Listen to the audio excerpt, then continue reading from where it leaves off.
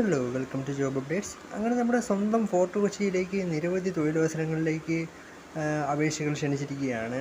Vacancy എന്ന് പറഞ്ഞാൽ നമുക്ക് എന്താ പറയുക, 10ാം class from 10th class to degree ലെവലിലേക്കാണ് വിളിച്ചിരിക്കുന്നത്. അപ്പോൾ എന്തായാലും നമ്മൾ 10ാം ക്ലാസ് എന്ന് പറയുന്നുണ്ടെങ്കിലും അതിൻ്റെ കൂടെ അഡീഷണലി 1-2 ക്വാളിഫിക്കേഷൻസും കൂടെ വേണം. അങ്ങനെ വെറും 10ാം ക്ലാസ് ആയിട്ട് 10th സ്റ്റാൻഡേർഡായിട്ട് നമുക്ക് എന്തായാലും ആ ഒരു ഷിപ്പിൽ ജോലി കിട്ടാൻ പോകുന്നില്ല. അതെന്തായാലും ഉറപ്പായിട്ടുള്ളൊരു കാര്യമാണ്. അപ്പോൾ 10th കൂടെ നമ്മൾ IT അല്ലെങ്കിൽ അതിൻ്റെ ഒരു സ്കിൽ ബേസ്ഡ് ഒരു ക്വാളിഫിക്കേഷനും കൂടെ നമുക്ക് വേണ്ടതാണ്. അത് കമ്പൾസറിയാണ്. അപ്പോൾ അത് നമ്മൾ ആ ഒരു എലിജിബിലിറ്റി ചെക്ക് ചെയ്തിട്ട് ഇതിനു വേണ്ടി അപ്ലൈ ചെയ്യാൻ ശ്രമിക്കാവുള്ളൂ, അല്ലെങ്കിൽ ഡിസ്ക്വാളിഫൈഡ് ആവുന്നതാണ്. അപ്പോൾ ഞാനും മുൻകാലങ്ങളിൽ ഞാൻ കരുതിക്കൊണ്ടിരുന്ന, പണ്ടൊക്കെ ആണെങ്കിൽ 10ാം ക്ലാസ് മാത്രം മതി ഓരോ വേക്കൻസിന് അപ്ലൈ ചെയ്യാമെന്ന് പറയുമ്പോൾ ഞാനത് അങ്ങനെ ചെക്ക് ചെയ്ത് നോക്കുമ്പോൾ ഇങ്ങനെ അഡീഷണലി ടെക്നിക്കലായിട്ട് നമ്മൾ എന്തെങ്കിലും പഠിച്ചിരിക്കണമെന്ന് പറയാറുണ്ട്. അപ്പോൾ എനിക്കങ്ങനെ ഒരുപാട് പ്രാവശ്യം അബദ്ധം പറ്റിയിട്ടുണ്ടത്. അപ്പോൾ എന്തായാലും ഒരു 10th plus any technical qualification മസ്റ്റാണ്. അപ്പോൾ ഓർഗനൈസേഷൻ നെയിം കൊച്ചിൻ പോർട്ട് അതോറിറ്റിയാണ്. Job category government. Recruitment type 1 വർഷത്തെ കരാർ അടിസ്ഥാനത്തിൽ നോൺ പെർമനൻറ്റ് ജോബാണ്. നോട്ടിഫിക്കേഷൻ നമ്പർ വന്നിട്ട് A/contract/marine/2025-S എന്ന് വെച്ചാൽ ഷിപ്പിൽ ജോലി എന്ന് പറയുമ്പോൾ നമ്മളത് നല്ല അത്യാവശ്യം നമുക്ക് നമ്മുടെ ഈ റെയിൽവേ പോലെ തന്നെയാണ്. അത് നമ്മൾ വൺസ് വി ഗെറ്റ് നമുക്ക് പെർമനൻ്റ് ആയിട്ടൊരു അലോട്ട്മെൻറ്റ് തന്നെ നമുക്ക് വേറൊരു ഗവൺമെൻറ് തസ്തികയിലേക്ക് കിട്ടുന്നതാണ്. നമുക്ക് ആ ഒരു കൺസിഡറേഷൻ കൂടും. അപ്പോൾ ആകെ മൊത്തം 66 നോൺ പെർമനൻറ്റ് വേക്കൻസീസിലേക്കാണ് വിളിച്ചിരിക്കുന്നത്. ടെൻറ്റേറ്റീവ് എന്ന് പറയുമ്പോൾ ഓൾസോ മീൻസ് നോൺ പെർമനൻറ്റ് തന്നെയാണ്. ജോബ് ലൊക്കേഷൻ കേരളയാണ്, കൊച്ചിൻ കേരളയാണ്. അതിൻ്റെ ശമ്പള സ്കെയിൽ നോക്കുകയാണെങ്കിൽ starting salary between 23,400 to 50,000 and it varies by post അനുസരിച്ച് അത് മാറുന്നതാണ്. അവസാന തീയതി വരുന്ന March 12 Cochin port authority vacancy 2025. Cochin Port Authority reported a total of 66 tentative vacancies across various posts in the Marine Department. Vacancies are subject to change, may increase, decrease, or become not available at the time of finalization of the contract engagement process. Below is the breakdown. അപ്പോൾ ഇത് tug handler എന്ന് പറയുന്ന തസ്തികയിലേക്ക് unreserved കാറ്റഗറിക്ക് ആകെ മൊത്തം 2 വേക്കൻസിയും GP crew മെമ്പറിന് ആകെ മൊത്തം 46 vacancies ആണ്. 46 ഒഴിവുകളാണ്. അതിന് OBCക്ക് 12 ഒഴിവുകളും EWSന് 5 ഒഴിവുകളും SCക്ക് 7 ഒഴിവുകളും ST 4 ഒഴിവുകളുമാണ്. അൺറിസർവ്ഡ് കാറ്റഗറിക്ക് 18 ഒഴിവുകളാണ് GP ക്രൂ എന്ന് പറയുന്ന തസ്തികയിലേക്കുള്ളത്. GP ക്രൂ എൻജിൻ കൺട്രോൾ ചെയ്യുന്ന ആ ഒരു സെക്ഷൻ, എൻജിൻ ഡിപ്പാർട്ട്മെൻറ്റിൽ ആകെ മൊത്തം 5 വേക്കൻസി. അതിൽ OBCക്ക് 1 അൺറിസർവ്ഡ് കാറ്റഗറിക്ക് 4 ഒഴിവുകളുമാണ് ഉള്ളത്. GP ക്രൂ ഇലക്ട്രിക്കലിന് അൺറിസർവ്ഡ് കാറ്റഗറിക്ക് ആകെ മൊത്തം 2 ഒഴിവുകൾ. അത് അൺറിസർവ്ഡ് കാറ്റഗറിക്ക് മാത്രമാണ്. അതായത് OBC അല്ല, SC ST അല്ല, നമുക്ക് അല്ലാത്ത കാറ്റഗറീസ് ഉണ്ടല്ലോ. എന്ന് വെച്ചാൽ അവർക്ക് അൺറിസർവ്ഡ് എന്ന് പറഞ്ഞാൽ പ്രത്യേകിച്ച് റിസർവേഷനും കാര്യങ്ങളൊന്നും കിട്ടുന്നതല്ല. നമ്മുടെ ഏജ് റിലാക്സേഷനും അങ്ങനെ മറ്റും കാര്യങ്ങളൊക്കെ ഉണ്ടല്ലോ. അപ്പോൾ അതൊന്നും അവർക്ക് ലഭിക്കുന്നതായിരിക്കില്ല അത്. പിന്നെ ടെക്നിക്കൽ സൂപ്പർവൈസർ തസ്തികയിലേക്ക് അൺറിസർവ്ഡ് കാറ്റഗറിക്ക് ആകെ മൊത്തം 1 വേക്കൻസിയേ ഉള്ളൂ. മറൈൻ മോട്ടോർ മെക്കാനിക്കിന് ആകെ മൊത്തം 4 വേക്കൻസീസ്. അതും OBCക്ക് 1 ഒഴിവും അൺറിസർവ്ഡ് കാറ്റഗറിക്ക് 3 ഒഴിവുമാണ്. പിന്നെ വരുന്ന ഫയർ സൂപ്പർവൈസറിനാണ്. അതിന് അൺറിസർവ്ഡ് കാറ്റഗറിക്ക് ആകെ മൊത്തമായി 3 ഒഴിവുകളുണ്ട്. പിന്നെ സീമാൻ ഗ്രേഡ് 2 തസ്തികയിലേക്ക് അൺറിസർവ്ഡ് കാറ്റഗറിക്ക് 1 വേക്കൻസിയാണ് മാത്രമാണുള്ളത്.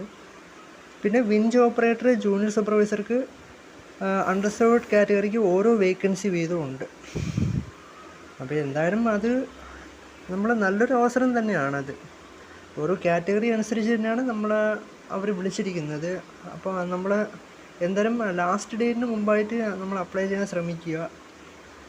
ഇതിൻ്റെ ഏജ് ലിമിറ്റ് എന്ന് പറയുന്നത് ബിറ്റ്വീൻ 40 to 60 ഇയേഴ്സ് ആണ്.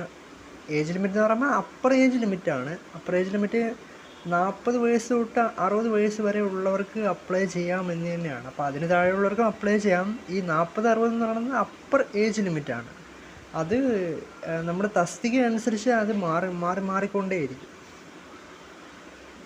ഇപ്പോൾ ഒരു തസ്തികയുടെ അപ്പർ ഏജ് ലിമിറ്റ് 40 ആണെങ്കിൽ വേറെ 60 60 ഇയേഴ്സിൻ്റെ അപ്പർ ഏജ് ലിമിറ്റ് വരുന്ന വേറൊരു പോസ്റ്റ് കാണും. ഇപ്പോൾ ടഗ് ഹാൻഡ്ലർക്ക് 58 years ആണ്. GP crew 45 years. GP crew engine 45 years ആണ്.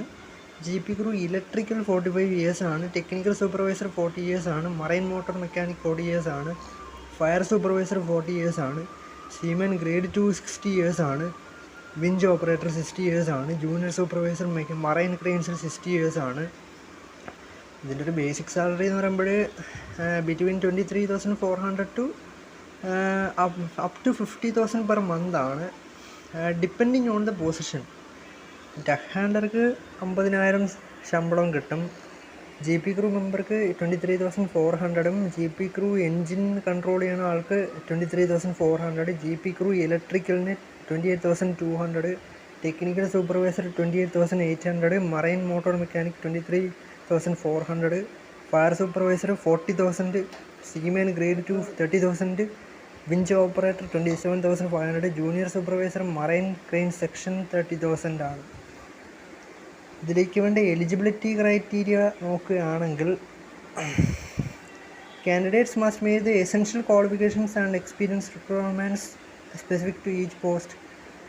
Below is a summary. Refer to the official notification for full details. Duck handler valid first class Indian master certificate, 4th act, STCW certificate വേണം. പിന്നെ 1 വർഷത്തെ എക്സ്പീരിയൻസും വേണ്ടതായിരിക്കണം. അതായത് master ആയിട്ടല്ലെങ്കിൽ made ആയിട്ട് ഷിപ്പിൽ ക്യാപ്റ്റനായിട്ട്. Duck hander എന്ന് പറയുമ്പോൾ നമ്മുടെ ഷിപ്പ് കൺട്രോൾ ചെയ്യണ വലിയ ബോട്ടുണ്ടല്ലോ, നമ്മളെ മറ്റ് ഷിപ്പിനെയൊക്കെ നമ്മൾ പുള്ള് ചെയ്യും പുഷൊക്കെ ചെയ്യണേ. അപ്പോൾ അത് കൺട്രോൾ ചെയ്യണ ഒരു വലിയൊരു, അത് ചില്ലറ ഒരു ജോബല്ല, വളരെ വലിയ റെസ്പോൺസിബിലിറ്റി ഉള്ളൊരു ജോബാണ്. അപ്പോൾ GP